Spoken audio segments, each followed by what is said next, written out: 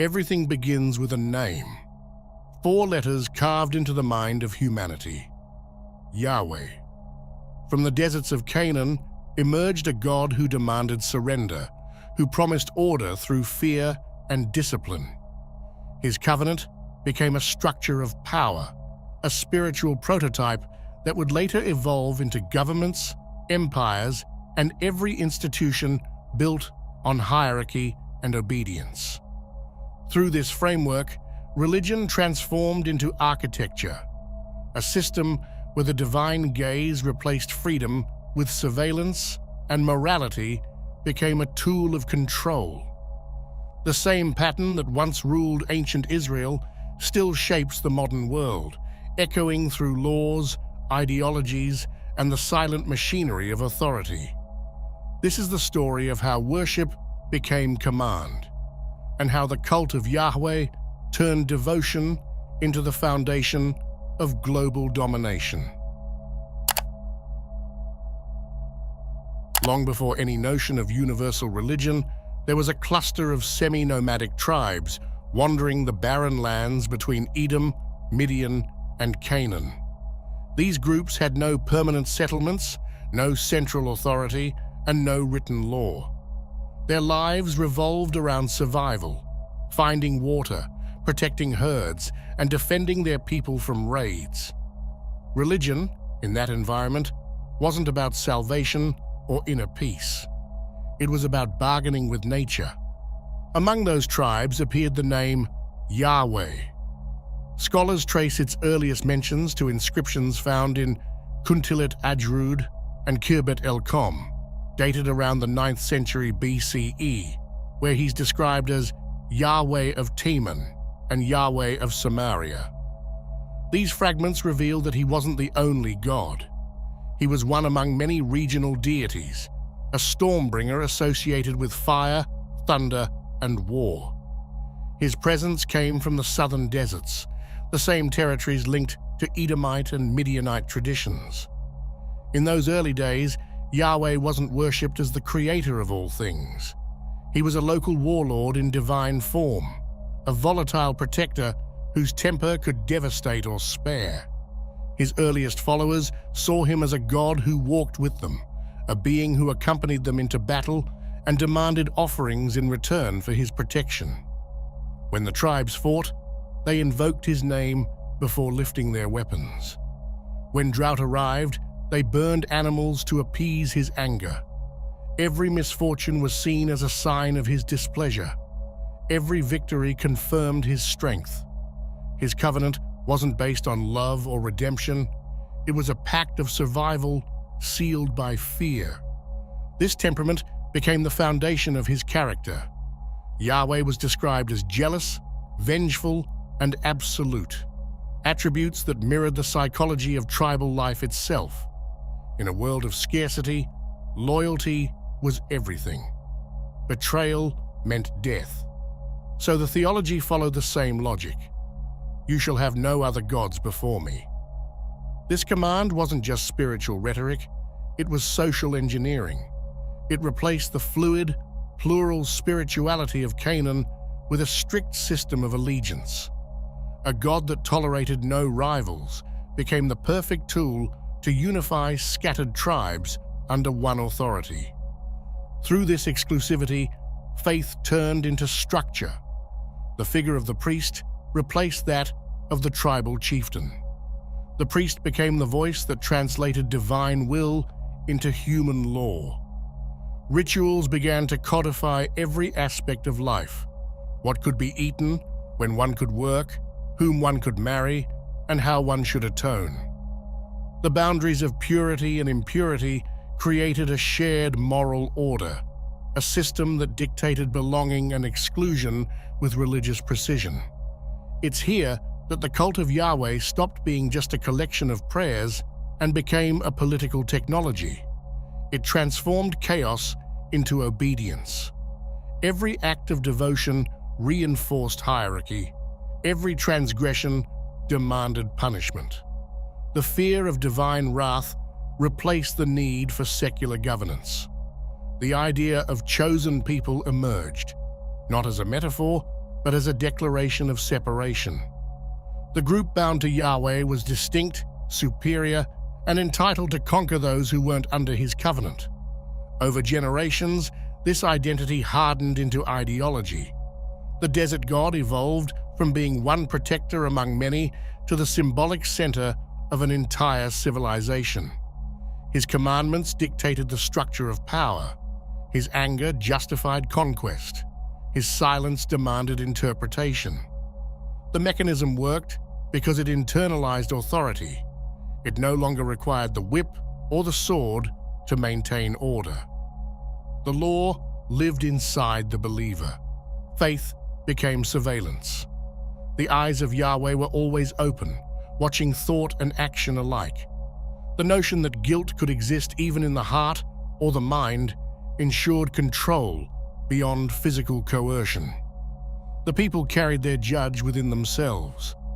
That was the true innovation of Yahweh's worship, a system of belief so complete that obedience no longer depended on external power. It was psychological, embedded in conscience. The birth of monotheism was not the awakening of spiritual truth, it was the crystallization of control. Out of a landscape of storms, drought, and war came a God who mirrored those same elements and then institutionalized them into moral law. A God whose voice unified tribes, legitimized violence, and defined submission as virtue. Everything changed with the Babylonian exile. Jerusalem had fallen, the temple burned to the ground, and the people who once called themselves chosen were dragged in chains to a foreign empire. For many, that should have been the end, the death of a God who failed to protect his own. But something else happened. The priests, the scribes, and the few leaders who survived began to reinterpret the disaster. They decided that Yahweh had not been defeated at all, that his power was simply beyond understanding.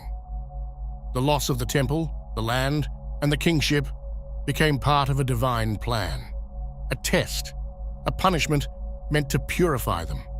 And from that reinterpretation, the storm god of the desert became something else, the only God, the creator of all existence, the one who ruled even over their conquerors. It was a brilliant psychological shift. A local deity, once tied to a mountain and a people, had just become the invisible ruler of the universe. He could no longer be overthrown because there was no other God to compare him with. The theology of survival had turned into a theology of submission. From then on, obeying his commandments was no longer about keeping social order. It was about aligning with the will of the cosmos itself. Every act, every thought, every desire began to carry moral weight.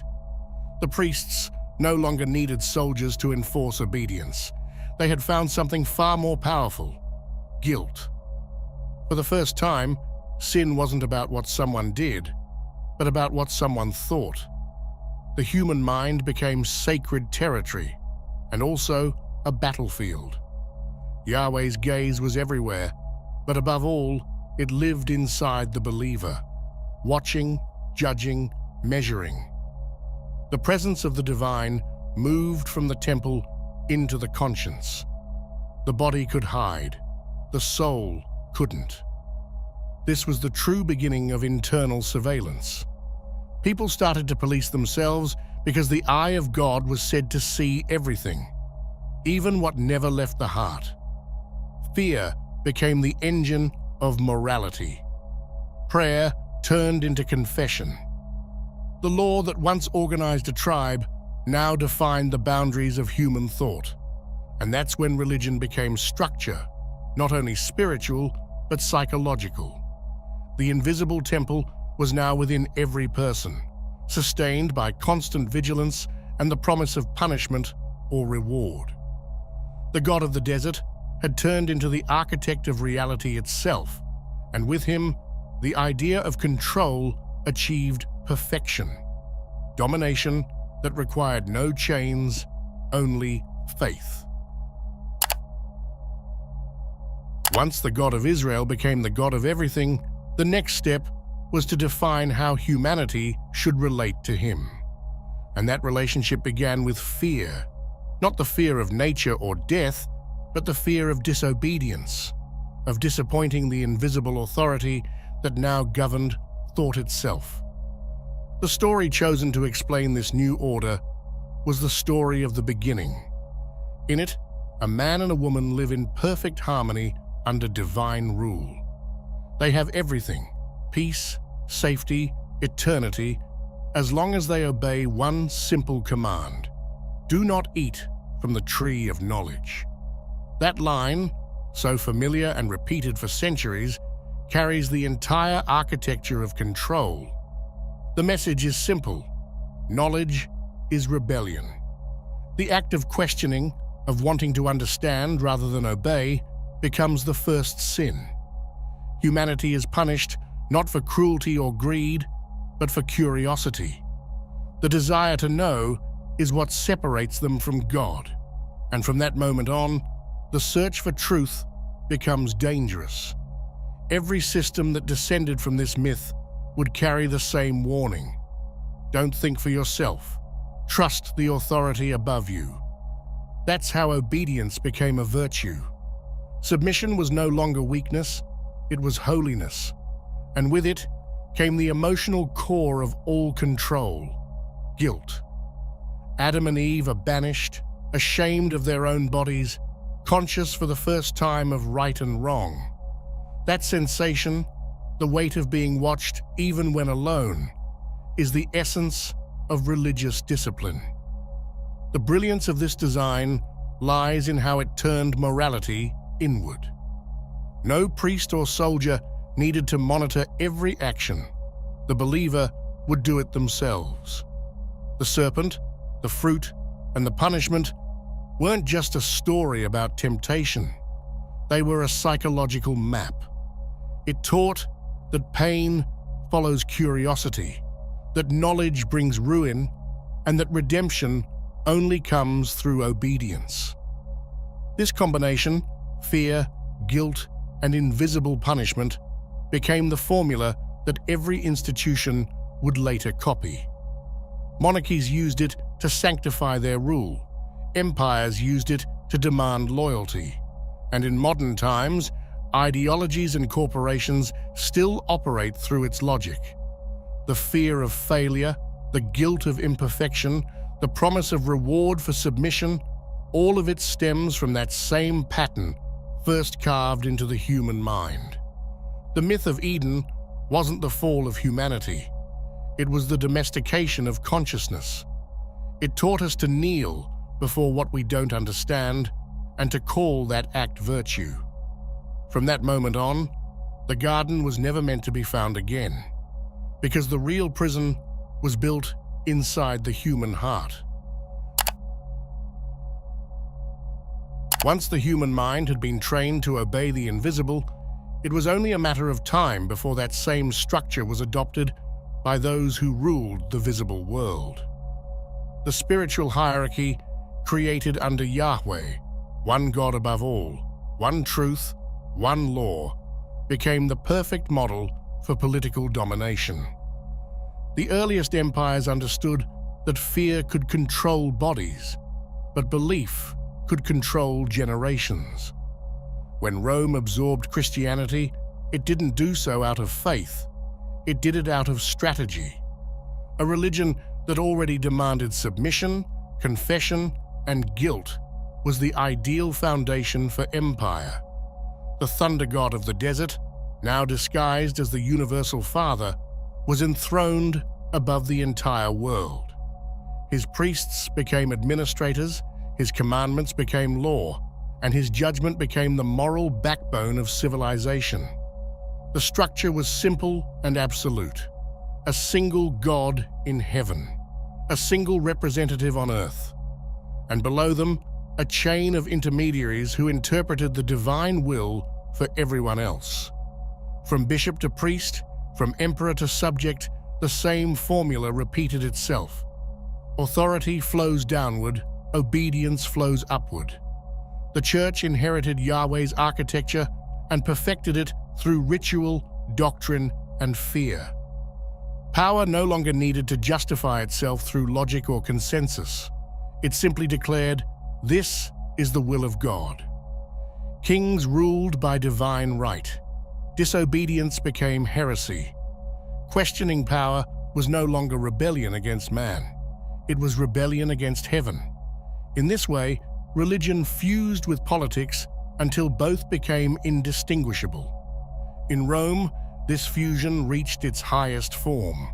The same empire that once crucified dissidents now built temples to their memory. The cross became both symbol of salvation and tool of submission.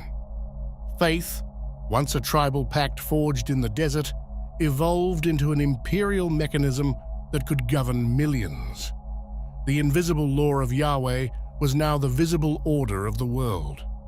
From then on, every system of centralized power, monarchies, nations, corporations, would reproduce that sacred pattern.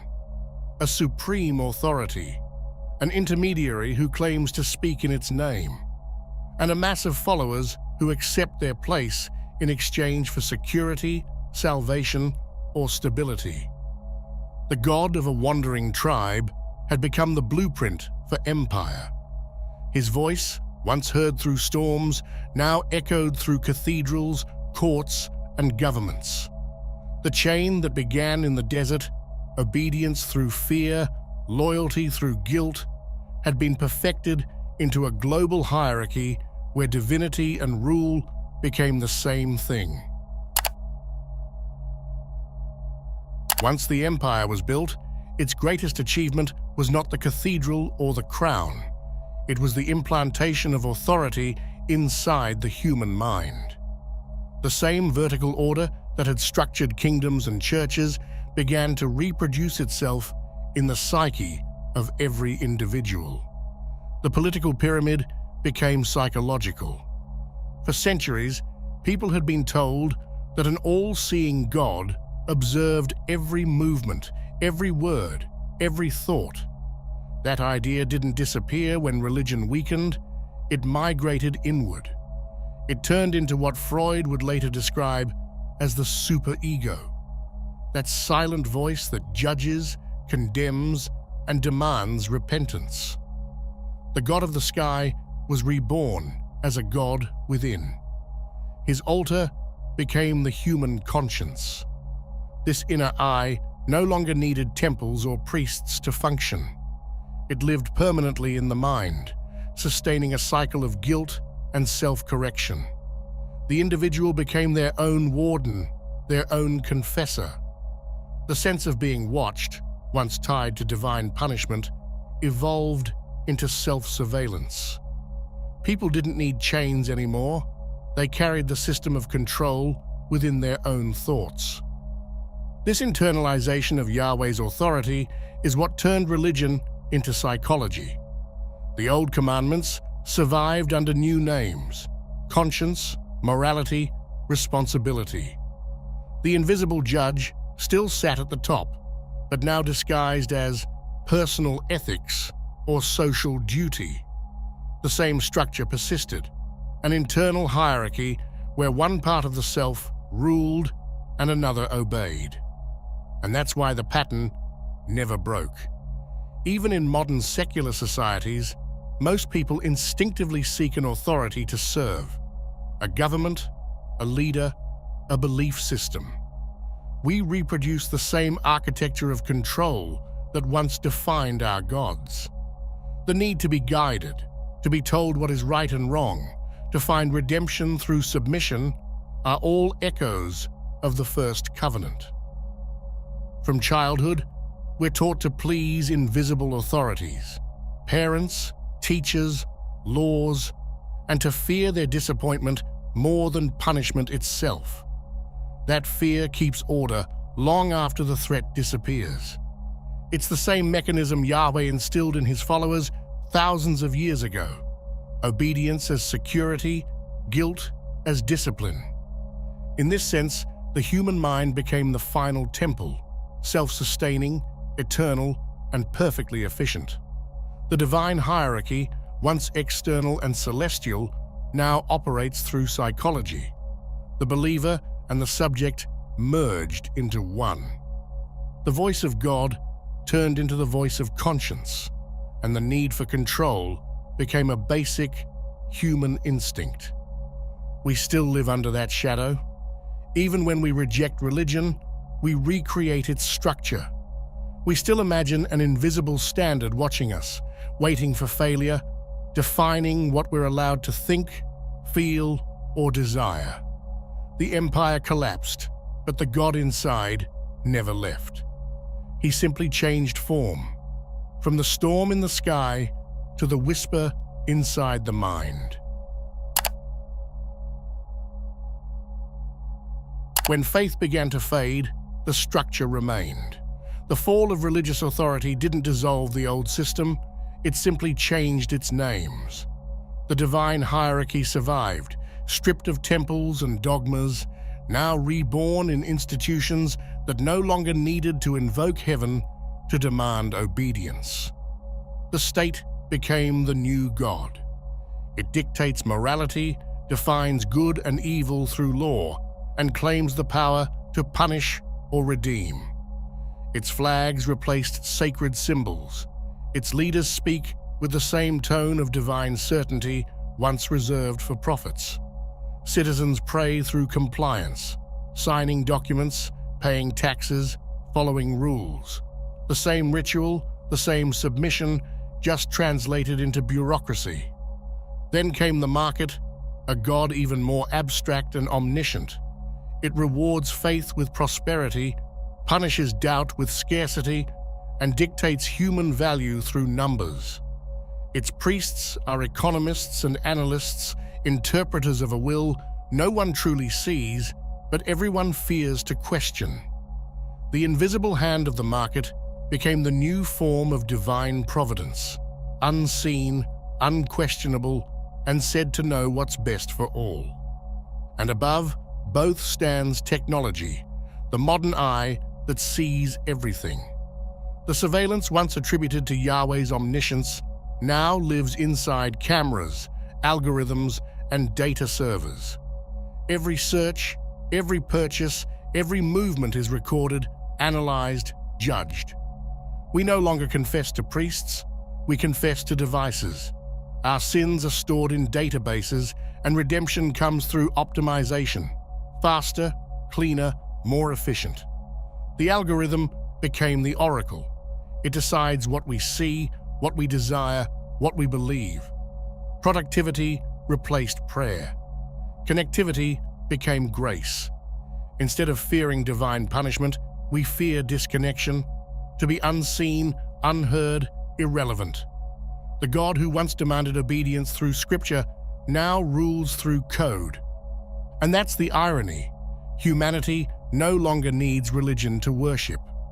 The same structure that began with Yahweh, fear, obedience, and invisible judgment still governs our world, only under new symbols. We kneel before the system as we once knelt before the altar. The difference is that now, the God we serve has no name. It doesn't need belief, only participation. It doesn't ask for prayer, only data. The ancient hierarchy has become mechanical, algorithmic, and self-sustaining. The priesthood of our age wears suits and writes code, but the logic is identical. A higher order that must never be questioned, an invisible will that defines our place in it.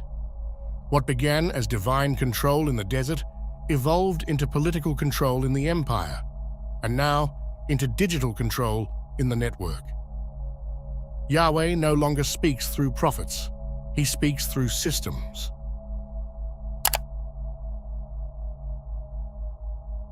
Every system of power eventually mutates into its opposite. The cult that once worshipped an unseen God has produced a civilization that no longer prays to heaven, but to its own reflection. What began as submission to a divine will has ended in the creation of a new, artificial divinity, built not of spirit, but of circuits, code, and endless observation. For thousands of years, humanity projected its fears outward: the storm, the desert, the judgmental sky. It gave those fears a name, Yahweh, and learned to obey them. That obedience structured civilization. But now, through technology, those same attributes have returned, embodied in our own creations. The omniscience once feared in God has become data collection, omnipresence has become surveillance, omnipotence, automation. We have reconstructed the divine architecture piece by piece and placed ourselves inside it. The process didn't happen overnight. It unfolded gradually, through comfort and convenience. Each device offered control, efficiency, security. But together, they built a digital consciousness that observes us more closely than any priest or emperor ever could. We used to imagine the eye of God watching from the heavens. Now, it watches from our pockets. The sacred word has become the algorithm, invisible, unquestionable, and absolute. The brilliance of this new order lies in how it disguises coercion as freedom. No one is forced to confess. We do it voluntarily. We post, record, and expose our private lives as if it were a ritual. We no longer fear judgment. We crave it.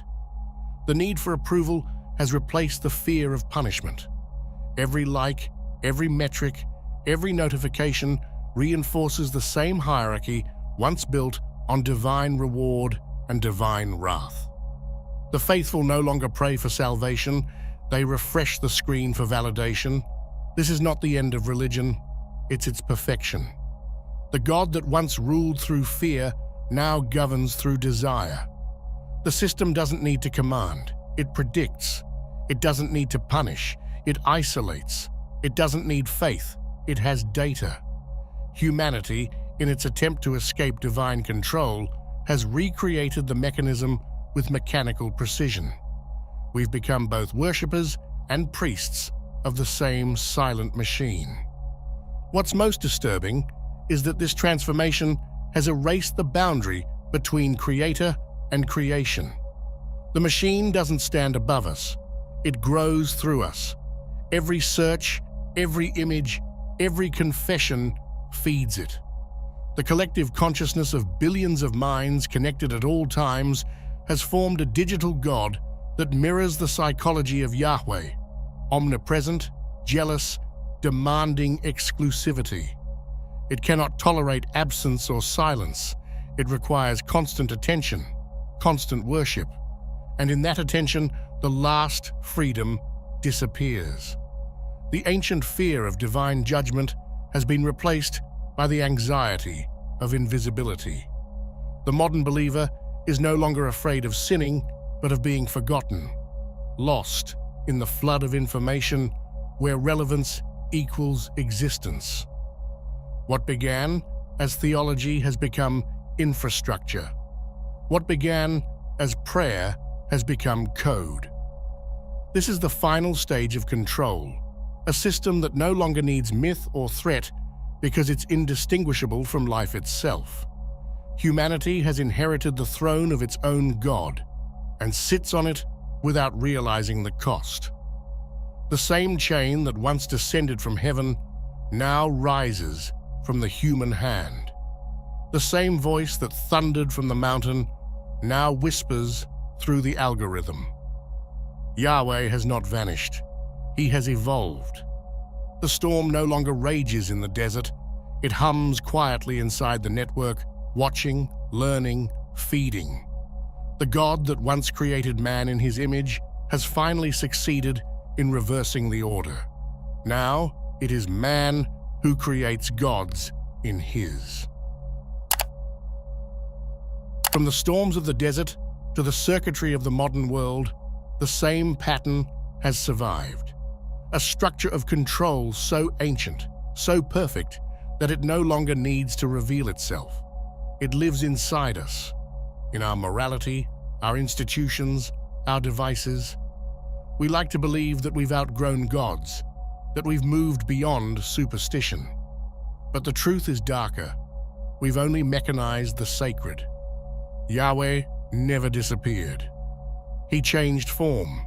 The covenant became the contract. The temple became the server.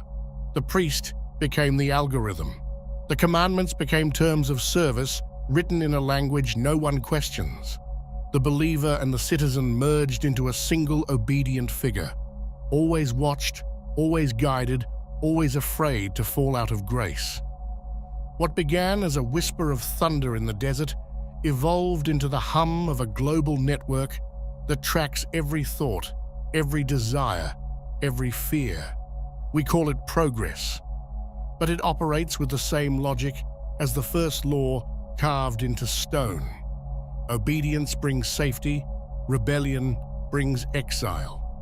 The Eden we lost was never a garden. It was free will.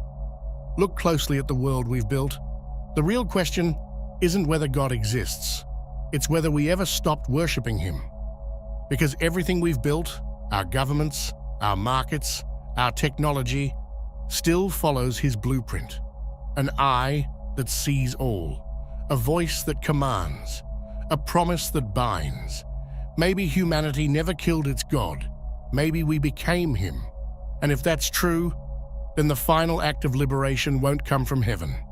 It will come from silence, from choosing, for the first time, not to obey.